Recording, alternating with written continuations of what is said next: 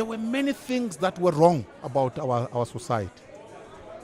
One, crime was rampant in our communities before the elections. Two, the economy was falling apart. No jobs, no new factories being established, load shedding. When we thought of the future, we were all worried. It doesn't matter where you are, we're all worried.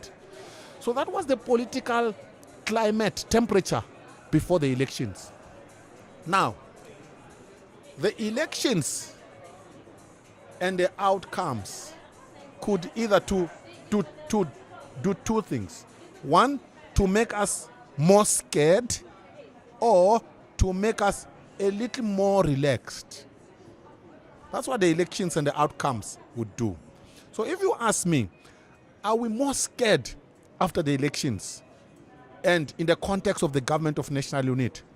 Some people will give you their opinions, they are entitled to it. I think South Africans are calmer after the elections. There have been noises in the main. The noises around the GNU came from political parties themselves, those who are in and those who are outside.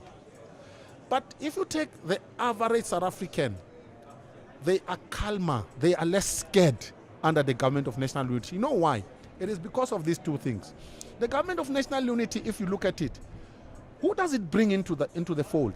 It brings black people. The ANC is a party of black people, let's be honest about it. It also brings white people. The DA is a party of white people. We must not lie to each other about it. So when you look at, these are the two main parties that are in the government of national unity. White people feel that they are now represented in that government. You know, when you look in the mirror, you want to see yourself. You don't want to see another person. Yeah. So even white people now, they see themselves in that mirror called the government of national unity. Black people also see themselves there when they look in the mirror. That's why people are a bit calmer about it. If you had a different arrangement where when we look in that mirror, we didn't see ourselves, I think we would be more scared and more worried. So my argument is that we are calmer as a society. But this government of national unity is way too young to think that it would have delivered manna from heaven. All it has done is to send a signal. That's all it has done. It hasn't achieved much beyond that. And it's going to take the next 2, 3, 4, 5 years in order for us to assess it and say, has it delivered? How would I assess it? Say 3 years from now.